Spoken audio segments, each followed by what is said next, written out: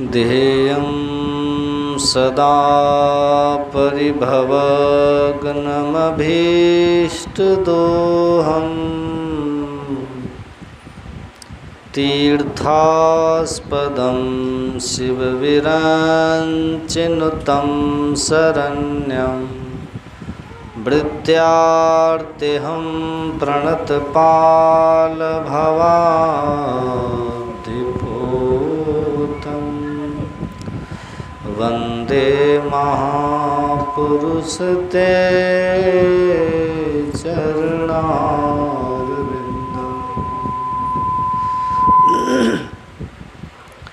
बोलिए प्रेम से श्री सद्गुरु महाराज की, श्री सद्गुरु महाराज। और कम कर दिया क्या?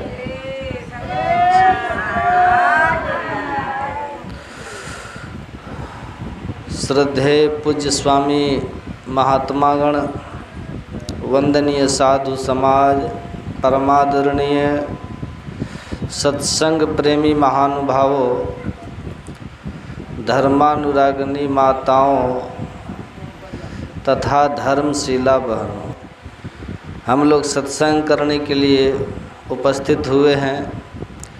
आज हम लोग श्रीमान सुदामा यादव के आवास में हम लोग बैठ के सत्संग कर रहे हैं और उनकी जो धर्मपत्नी, क्या नाम है,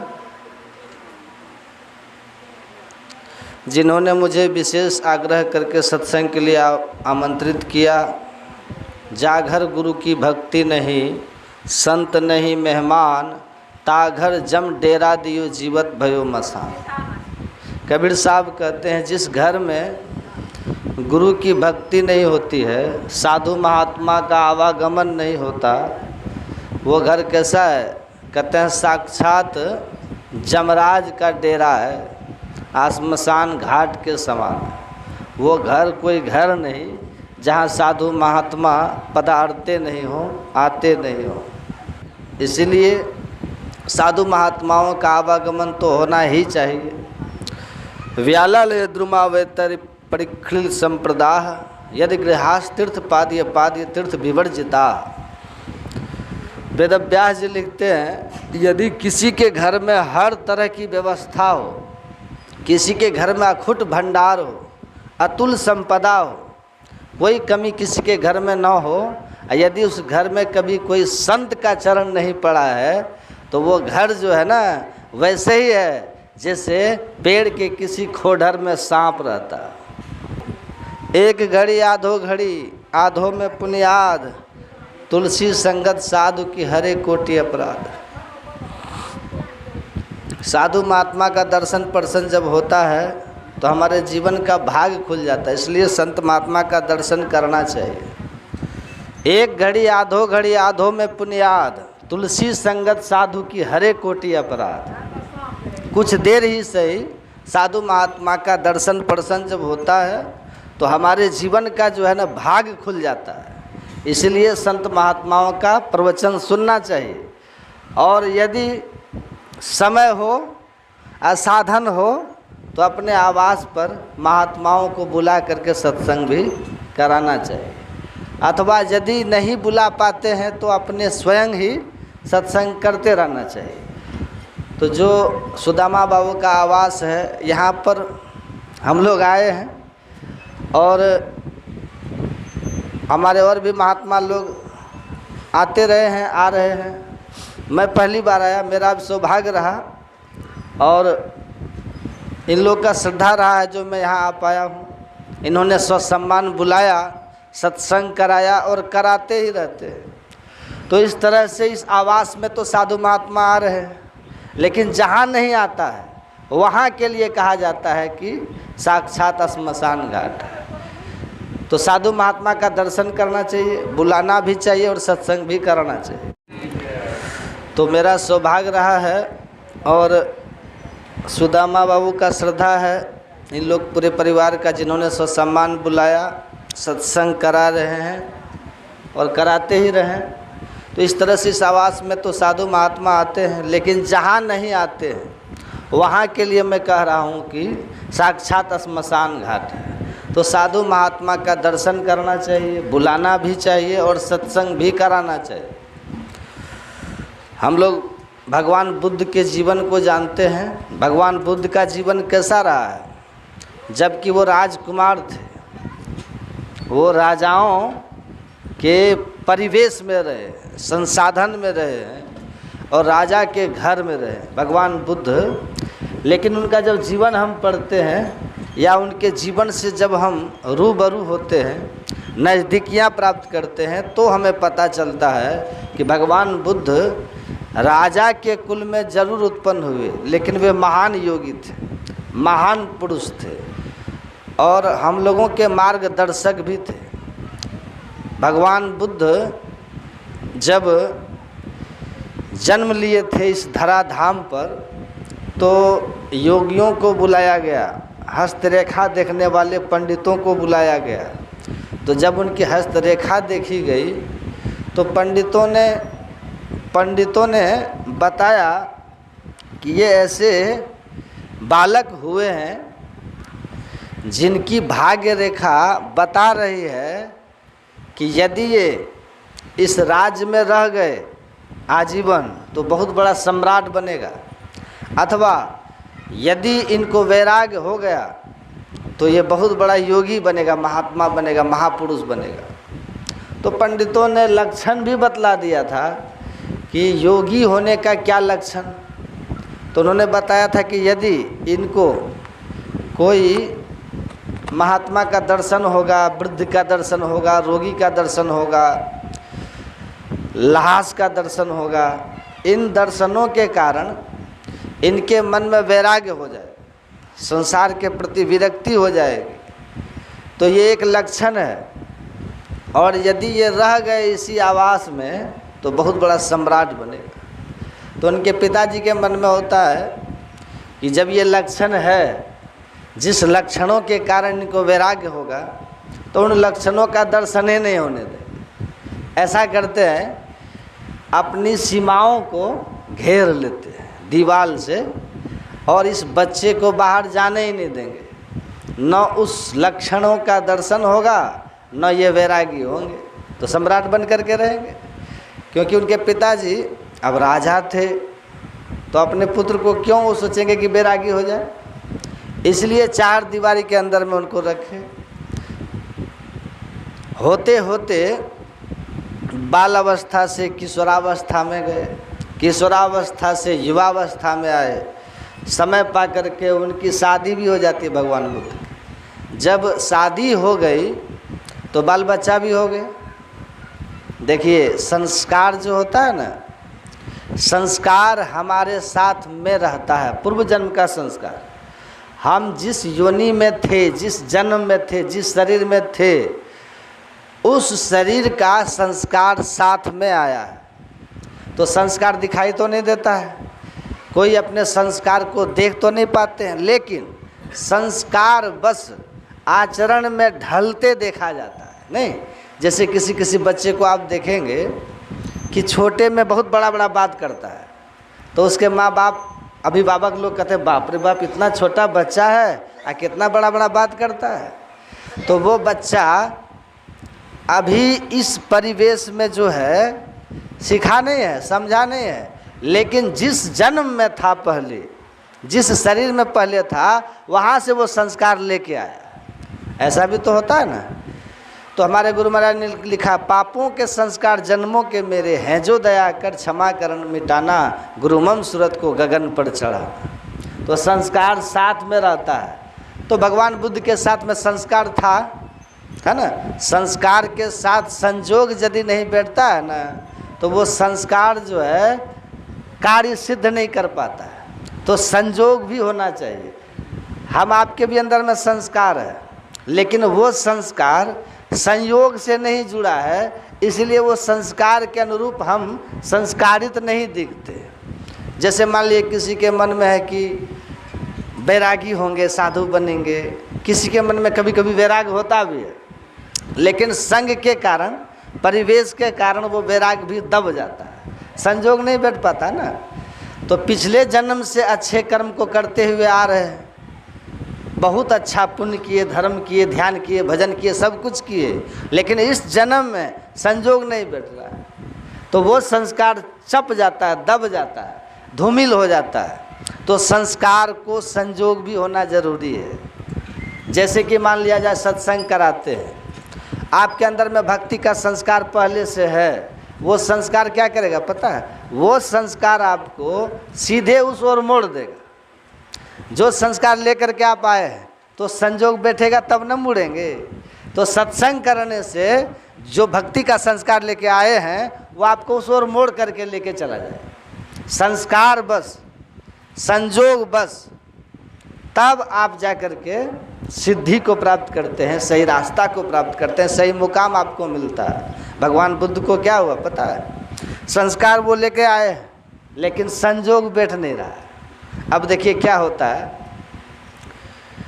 जब बाल बच्चा भी हो गया भगवान बुद्ध को, तो वो संस्कार इतना प्रेरित करने लगा उनको, प्रभावित करने लगा उनको कि अब वो चार दीवारी में नहीं रह पा रहे। अब उनको लगता है कि नहीं, इससे बाहर होना चाहिए। संस्कार है ना, क्योंकि भगवान बुद्ध को पता होगा, वो संत थे, लेकिन जिस समय उनको चार दीवारी में रखा गया था उस समय ये पता नहीं था कि हमारा क्या संस्कार है ना। तो भगवान बुद्ध अब सयाने हो गए थे, तो उनको अब रोक के कौन रख सकता है? कोई रख सकता है? अच्छा, भगवान बुद्ध के पिताजी के मन में हुआ अब तो शादी विवाह सब हो गया, बाल बच्चा सब हो गया, अब कहाँ जाएगा ये? अब कहीं जा ही नहीं सकता है। लेकिन संस्कार कहाँ ले जाएगा किसी को पता ही नहीं है। भगवान बुद्ध अपने सारथी से कहता है कि अरे सब दिन इस चार दीवारी के ही अंदर हम रहे, इस चार दीवारी के बाहर में क्या है? क्या इतना ही संसार है क्या जिस संसार में हम रह रहे हैं, कि और भी संसार है? चलो देखते हैं बाहर में क्या सब है। तो अपने सारथी से बोला रथ तैयार करो। उस रथ पर भगवान बुद्ध सवार हो गए। उसके बाद चार दीवारी से वो पार होते हैं। जैसे पार होते हैं कि अलग एक संसार दिखा। जैसे आप घर में रहते हैं, घर से जब बाहर आते हैं दूसरा संसार ना हो जाता है, और घर के चार दीवारी के अंदर में छोटा सा संसार, पारिवारिक संसार, वो घर के दीवार के अंदर वाला संसार।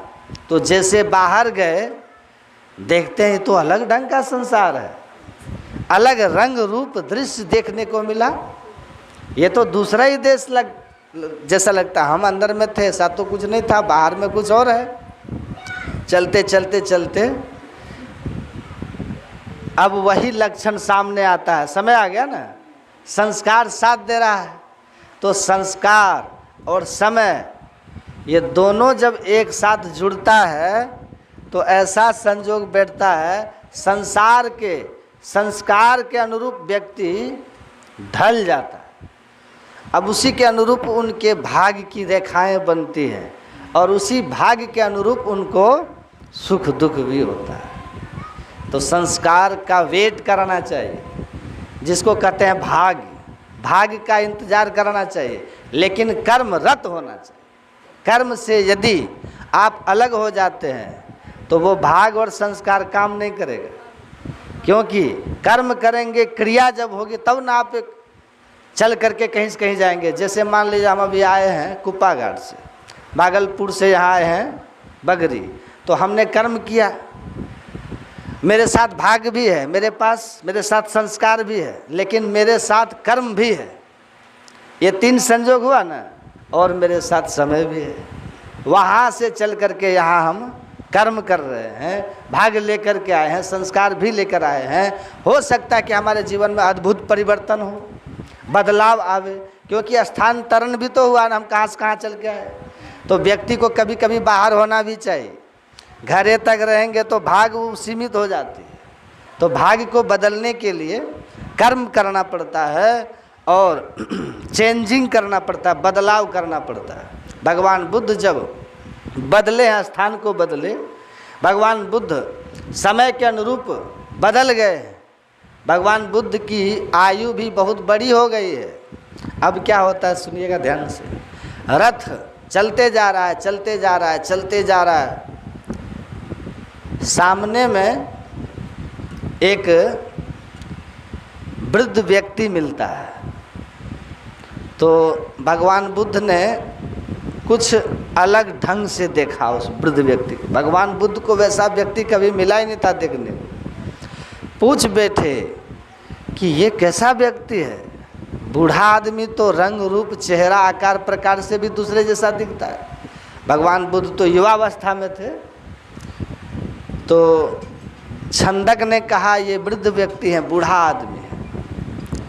तो भगवान बुद्ध पूछते ही नहीं बूढ़ा क्या होता है। तो उसने कहा कि ये जो शरीर है इसकी अवस्था है, जैसे जन्म लेना, बढ़ना, युवापन में आना, फिर वृद्धापन में आना। ये जन्म और मृत्यु जरा अवस्था जो है ये शरीर की अवस्था है। इस अवस्था में व्यक्ति परिणत होता है, बदलते रहता है। तो भगवान बुद्ध ने पूछा मैं जिस अवस्था में हूँ क्या मेरी भी ये अवस्था होगी जो मैं देख रहा हूँ। छंदक ने कहा आप भी मनुष्य हैं, आपने जन्म धारण किया, युवावस्था में है, वृद्धावस्था में आप आएंगे।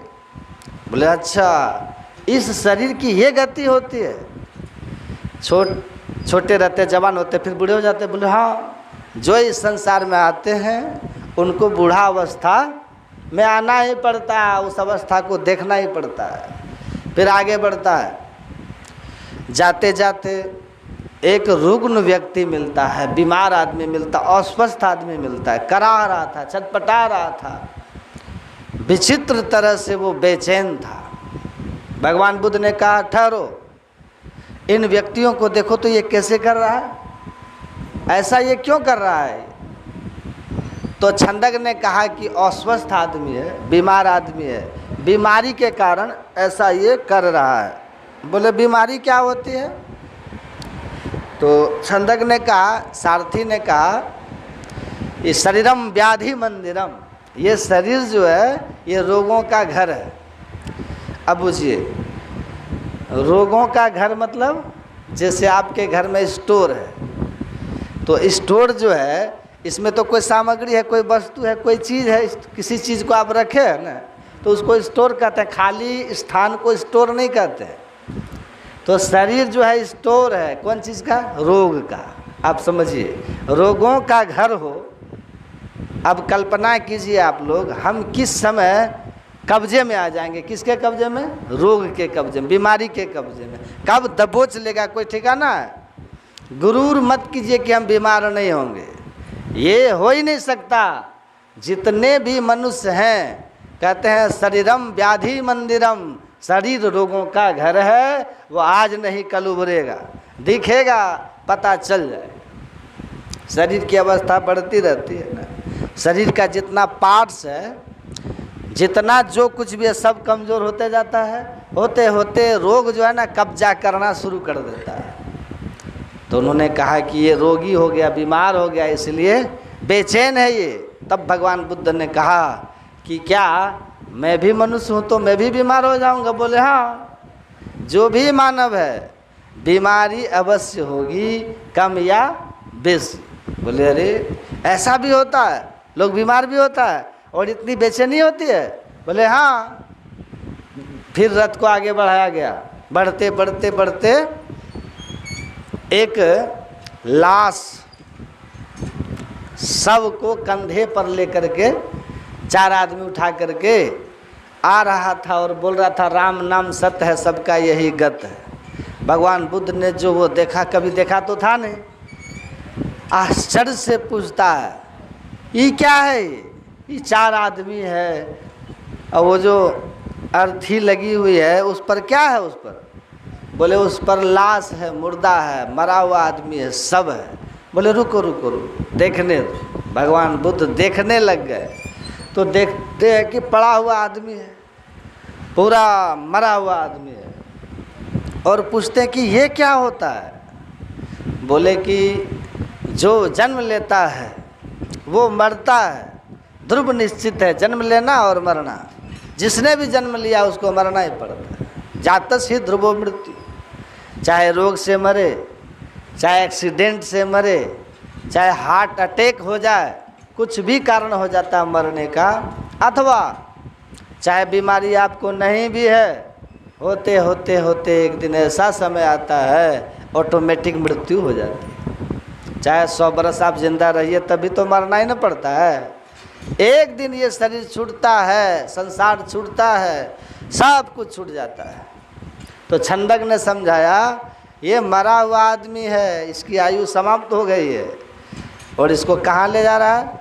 बोले इसको श्मशान घाट ले जा रहा है। बोले क्या करेगा? बोले इसको जला देगा, जला करके राख कर देगा और सबके सब घर लौट आएंगे। तब भगवान बुद्ध पूछते हैं कि मैं भी मानव हूँ, क्या मैं भी मरूँगा? बोले हाँ, आपको भी एक दिन मरना होगा। बोले अरे राम राम, ऐसा होता है? जन्म लेना होता है, बीमारी होती है, बुढ़ापा आती है, मरना भी पड़ता है।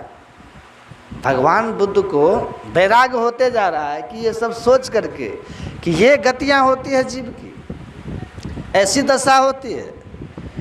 बोले ठीक है, अब आगे बढ़ाओगा, रथ को आगे बढ़ाओ। रथ को आगे बढ़ाया गया। होते होते होते एक अंतिम और अद्भुत दृश्य भगवान बुद्ध ने देखा। क्या? एक महात्मा, लंबी लंबी दाढ़ी है, पका हुआ बाल है, गैरिक वस्त्रधारी हैं, बुजुर्ग हैं, वृद्ध हैं, भजन करते हुए वो उधर से आ रहे हैं और उमंग उत्साह आनंद में, कोई गम नहीं, कोई फिक्र नहीं। साधु महात्मा को क्या है? अपने भजन में मगन है। भगवान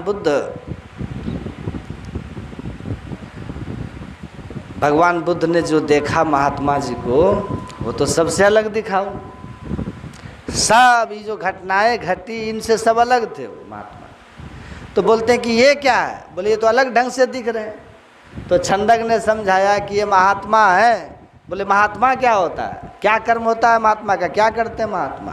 ऐसा क्यों ये दिखते हैं? बोले ये तो सबसे अलग दिखते हैं, खुशी देखते हैं, प्रसन्न देखते हैं, इनको तो कोई चिंता ही नहीं है, न बीमार है न कुछ भी है।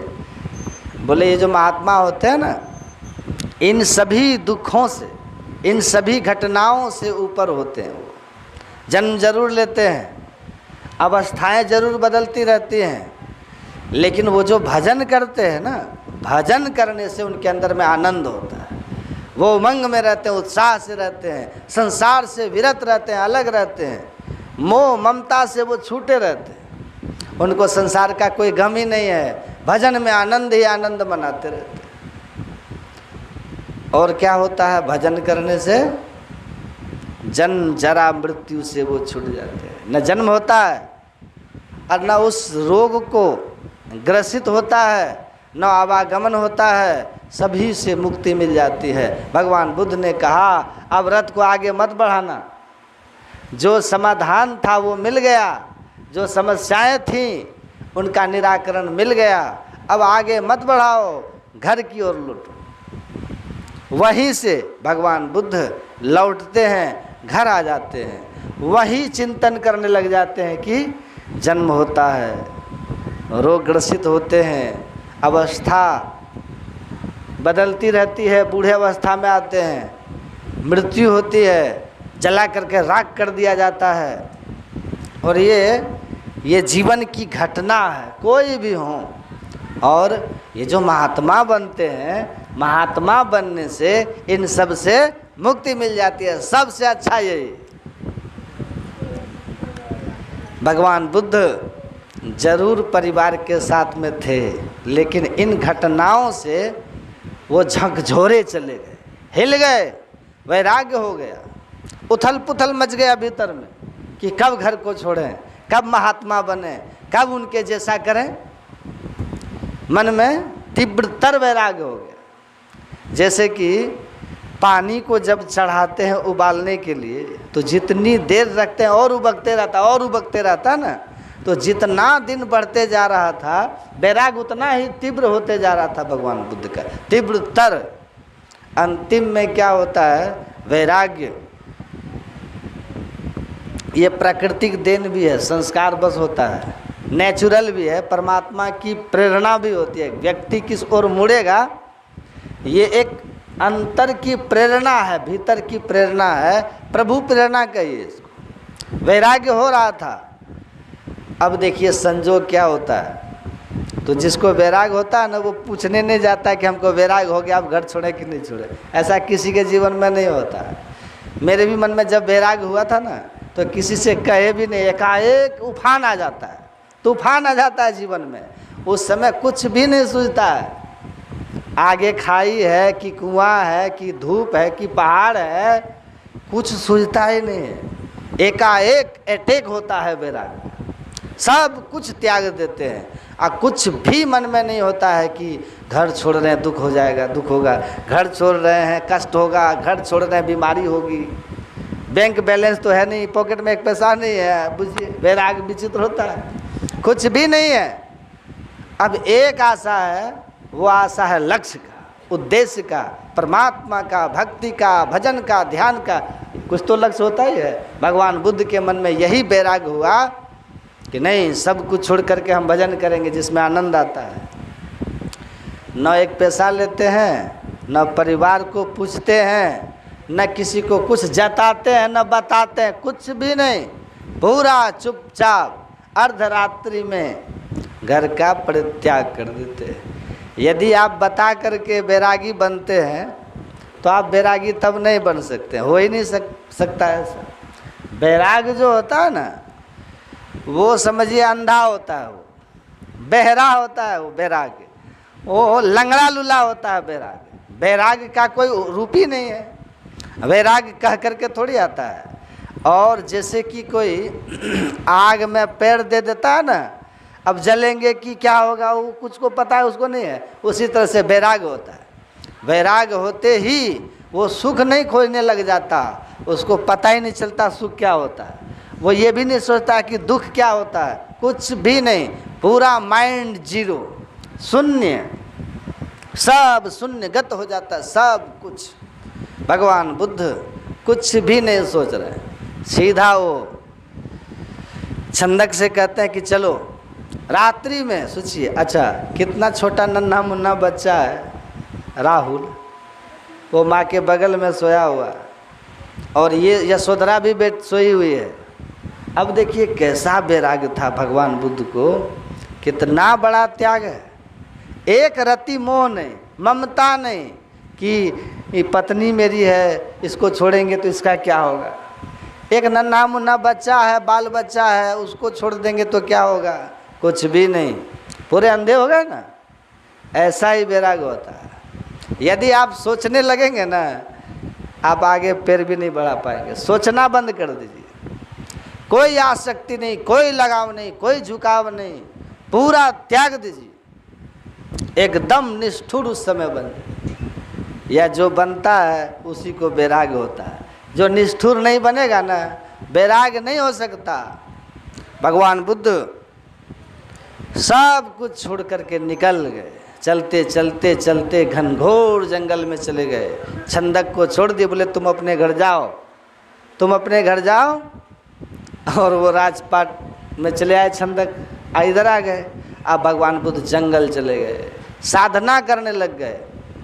देखिए वैराग होता है, लेकिन उस वैराग को सही दिशा निर्देश ना मिले तो वो वैराग भी शिथिल हो जाता है और कामयाबी नहीं मिलती। समझ रहे हैं। अब देखिए वैराग है, समय भी है, संस्कार भी है, अब क्या चाहिए। अब उस वैराग के अनुरूप जो साधना करेंगे, मार्गदर्शक चाहिए, सदगुरु चाहिए, गुरु चाहिए। और नहीं तो वैराग किस काम में आएगा। वैराग तो भजन करने के लिए आए हैं, लेकिन भजन करेंगे कैसे, इसके लिए मार्गदर्शक की आवश्यकता है। तब भगवान बुद्ध उस जंगल में साधना तो कर रहे थे, अपने ढंग से कर रहे थे, वो अपने मन से कर रहे थे। और पता है उस साधना के क्रम में अपने शरीर को इतना सधा दिए, इतना लगा दिए, खाना पीना छोड़ दिए, सोना जागना छोड़ दिए, सब कुछ छोड़ करके भजन करने लगे। होते होते होते शरीर को अन्न नहीं दीजिएगा तो शरीर तो अन्न पर न टिका हुआ है। शरीर के लिए अन्न जरूरी है, और नहीं तो शरीर नहीं टिक सकता। तो भगवान बुद्ध खाना पीना भी छोड़ दिए, भजन कर रहे थे। कितने दिनों तक शरीर वह टिकेगा? जब आप शरीर में अन्न नहीं देते हैं ना, तो भूखे भजन न होई गोपाला, और ले लो अपनी कंठी माला। सुना रहे थे ना, भजन नहीं होता है। और यदि पेट में अन्न नहीं रहेगा, भगवानों नहीं सूझेगा, कोई भक्ति नहीं सूझेगी, कोई ध्यान नहीं सूझेगा, कोई सत्संग भी नहीं सूझेगा। जब पेट भरा रहता है ना, तब सत्संग भजन भी अच्छा लगता है। अब पेट खाली रहे और तब सत्संग करके दिखा दीजिए तो, या पूजा करके दिखा दीजिए, भगवान को मान के दिखा दीजिए तो। पेट जब खाली रहता है, भूखे जब रहते हैं, तो भगवान भी याद नहीं आता। ये बात एकदम सत्य है। और क्या होता है पता है? जब पेट में अन्न नहीं रहता है ना, तो कोई बुद्धि भी काम नहीं करती। बुद्धि जो है ना, ये अन्न पर टिकती है, अन्न पर चलती रहती है। अन्न रहता है तब दिमाग चलते रहता है। और जिसका बहुत दिमाग चलता है, उसको 7 दिन भूखे छोड़ दीजिए, देखिए सब दिमाग जो है ना खत्म हो जाएगा, उसको कुछ सूझबे नहीं करेगा उसको। तो भगवान बुद्ध साधना में बैठे थे, लेकिन भोजन पानी जो सही ढंग से नहीं मिल रहा था, अब बुद्धि जो है ना डगमगाने लगी, हिलने लगी। सोच यदि आपकी डगमगा जाएगी तो साधना नहीं हो सकती। सोच पर ही तो साधना करेंगे, बुद्धि पर ही तो साधना करेंगे। और जिसके पास बुद्धि नहीं, वो ध्यान क्या करेगा? वो साधना क्या करेगा? कुछ भी नहीं कर सकता वो। तो सोच, समझदारी, बुद्धि स्ट्रांग, मजबूत होना चाहिए। भगवान बुद्ध क्या सोचने लगे वो उस अवस्था में? अरे साधना करने के लिए आए हैं, घर छोड़ करके, परिवार छोड़ करके। साधना तो बनती नहीं है। साधना कहाँ कर पा रहे हैं? कहाँ कुछ हो पा रहा है? ऐसा करते हैं कि घरे चले जाते हैं। देखिए क्या होता है, ध्यान से सुनिएगा। भगवान बुद्ध सोचते हैं कि ध्यान भजन तो होता नहीं है, घरे चले जाते हैं। फिर बुद्धि क्या कहती है? नहीं नहीं नहीं नहीं, घर से तो अबे किए हैं, घर जाएंगे तो बीवी बच्चा जो क्या कहेगा, हैं गए थे साधु बनने के लिए, घर चले हैं। तो घर से गए क्यों थे? जब साधु बनने गए थे तो उधर रहना चाहिए। पहले नहीं सोचे थे कि कष्ट भी होता है, दिक्कत भी होती है। घर में तो सबको खिलाता पिलाता है, बढ़िया से रखता है। घर में हुआ खट पर तो चल बाबा के मठ पर, मठ में हुआ काम तो रमते राम, और रमते राम में हो फाका तो सबसे घर गृहस्थे पका पक्का। घर में बीबी है, बच्चा है, परिवार है, बढ़िया से भोजन बना के खिलाता है, पिलाता है, बढ़िया से रखता है। बाहर में कौन पूछेगा? आपके यहाँ आते हैं तो कितना बढ़िया से विविध व्यंजन बना के खिलाते हैं आप लोग। लेकिन जब अकेले रहते हैं, जहाँ आप सब कोई नहीं रहते हैं, वहाँ तो अपने से व्यवस्था करनी होती है। वहाँ पता चलता है कि भोजन बनाने में कितना मेहनत लगता है, बर्तन धोने में कितना कष्ट होता है। ठंडा में, गर्मी में, बरसात में भूख लगी हुई है, सोचते हो कुछ खा लेते हैं। लेकिन जब बना करके कोई देता है, कितना आराम से खाते हैं, बढ़िया से। तो भगवान बुद्ध सोचते हैं कि घर चले जाएं। बोले नहीं नहीं, घर जाना ठीक नहीं है, घर जाएंगे तो फिर वो लोग क्या कहेंगे? फिर सोचते हैं कि यहाँ रह रहे हैं, यहाँ तो भजन भी तो नहीं होता है, तब क्या करेंगे? तब क्या होगा? न घर जा रहे हैं, न भजन हो रहा है। तो देखिए, जो जही पंथ चले मन लाई, तो हरि काहे न होई सहाई। आपका जो रास्ता है, जो रास्ता मतलब क्या? रास्ता का मतलब होता है आपने जो मन में बैठा के रखा कि हमको ये करना है, इसी को रास्ता कहते हैं। एक रास्ता तो होता है जो पैदल चलते हैं, दूसरा होता है मन का रास्ता, सूरत का रास्ता, दृष्टि रथ होती है, दृष्टि का रास्ता, विचार का रास्ता, वैराग्य का रास्ता। रास्ता ही रास्ता है। हम लोग अभी किस रास्ते पे चल रहे हैं? सद्गुरु के रास्ते पर, सत्संग के राह पर चल रहे हैं। ये भी तो एक रास्ता है। तो रास्ता जो है विचार में उत्पन्न होता है। भगवान सोचते हैं कौन सा रास्ता अपनावे। तो जो जिस रास्ते पर चलता है, यदि आप में दृढ़ता है, संकल्प आपने लिया है बढ़िया से, तो कहते हैं उसमें परमात्मा सहयोग करते हैं, हेल्प करते हैं, भगवान मदद करते हैं। आपके अंदर में दृढ़ता केवल होनी चाहिए, मजबूती होनी चाहिए, तब हिल डोल हो गया तब मदद नहीं करे। भगवान बुद्ध ने सोचा ना, हरगिज नहीं जाएंगे घर, वहाँ से तो हम आ ही गए हैं, चाहे जो भी होगा देखा जाएगा, हम नहीं जाएंगे घर। बैठे हुए थे, सोच ही रहे थे। पता है क्या हुआ कि इंद्र भगवान उसी आसपास में आते हैं, देखिए मदद करने के लिए आए। उस आसपास में आकर के तानपुरा बजाते हैं। तो तानपुरा में 3 तार होता है ना, तो जो पहला तार बजाता है वो बड़ा कसा हुआ था, उसका जो शब्द था, जो आवाज़ थी, वो करकसा जैसा लगा, कड़ा तार था ना, कसा हुआ। तो भगवान बुद्ध सुने उस आवाज़ को, तो भगवान बुद्ध सुन भी रहे हैं और सोच भी रहे हैं, विचार भी कर रहे हैं उस आवाज़ पर। दूसरा, जब तार बजाता है तो वो ढीला था, ठस ठस मालूम पड़ा, वो भी आवाज़ ठीक मालूम नहीं पड़ा। तीसरा तार जो था बीच वाला, मध्य वाला, न ढीला था न कसा था, मध्य में था। उसको जब बजाया तब भगवान बुद्ध को बड़ा अच्छा लगा। भगवान बुद्ध को उस आवाज़ से ज्ञान हुआ, बोध हुआ, क्या, अरे हमने तो शरीर रूपी तार को इतना कस दिया, इसकी आवाज़ ही करकसा हो गई, साधना ही नहीं हो रहा है, ये कसना ठीक नहीं हुआ। और यदि हम घर चले जाते हैं साधना छोड़ करके, ये शरीर रूपी तार इतना ढीला हो जाएगा, इससे भजन होगा नहीं, इसकी क्या आवाज़ होगी, इससे क्या काम होगा।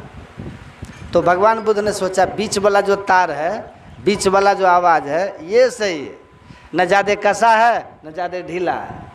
तब भगवान बुद्ध ने उससे ज्ञान प्राप्त किया कि हमको मध्यम मार्गी होना चाहिए, न ज़्यादा कसो और न ज़्यादा ढीला करो, न ज़्यादा भूखले रहो न ज़्यादा खाओ, न ज़्यादा सो न ज़्यादा जग करके रहो, इसको मध्यम मार्ग कहते। तो भगवान बुद्ध ने मध्यम मार्ग अपनाया। अब होता क्या है, उसी जंगल में एक पीपल का पेड़ था, भगवान बुद्ध वहीं पर थे। सुजाता नाम की एक लड़की जिसने व्रत किया था, उसका उद्यापन का दिन था। उद्यापन के दिन ब्राह्मणों का भोजन कराते हैं, ऐसा नियम है। तो वो गई थी पीपल गाछ के पास पूजा करने के लिए। पूजा तो कर ली, लेकिन वो जो खीर बना करके लाई थी उद्यापन के दिन, तो ब्राह्मण कोई मिल नहीं रहा था। तो भगवान बुद्ध को देखे कि ये महात्मा है, तो कहाँ ब्राह्मण ढूंढने के लिए जाएंगे, इन्हीं को खिला देते। तब भगवान बुद्ध तो कई एक दिन से भूखे थे ना, शरीर सूख गया था। तो भगवान बुद्ध को ब्राह्मण मान करके, महात्मा मान करके वो खीर खिलाती है सुजाता। वो खीर जो थी वो साधारण खीर नहीं थी, अद्भुत खीर थी। उन खीर को भगवान बुद्ध ने जो खाया, उनके शरीर में एनर्जी भी आ गई, ताकत भी आ गया, और बुद्धि सही दिशा की ओर काम करने लगी। जब उस खीर को खाए भगवान बुद्ध, तो भगवान बुद्ध सही से सोचने लग गए। तब भगवान बुद्ध ने मध्यम मार्ग अपनाया कि नहीं। गुरु महाराज की कथाओं में एक कथा है, सुनिएगा, कि अन्न का जो प्रभाव पड़ता है कैसा पड़ता है। एक मुनि बालक था, वो पढ़ने के लिए गया। तो पढ़ने जो वो बालक गया, तो कुछ ही समयों में सभी धर्म ग्रंथों का अध्ययन कर लिया, कंठाग्र हो गया। पढ़ करके घर आया बालक, अपने पिताजी से बालक कहता है कि पिताजी, मैंने सभी विद्याओं को पढ़ लिया है, प्राप्त कर लिया है, सब विद्या मुझे अब आती है, जितने धर्म ग्रंथ हैं, जितने धर्म शास्त्र हैं, सब। उनके पिताजी ने कहा कि बेटा, एक विद्या तुमको नहीं आती। बोले वो कौन सी विद्या है? बोले वह जो विद्या है, उस विद्या को सीखने के लिए यदि तुम चाहते हो तो मेरी बातों को मानना पड़ेगा। बोले पिताजी, सब विद्या तो सीख ही लिए हैं, जो एक विद्या है उसको भी सीख लेंगे। क्या कहते हैं आप बताइए, आप बात मान लेंगे आप?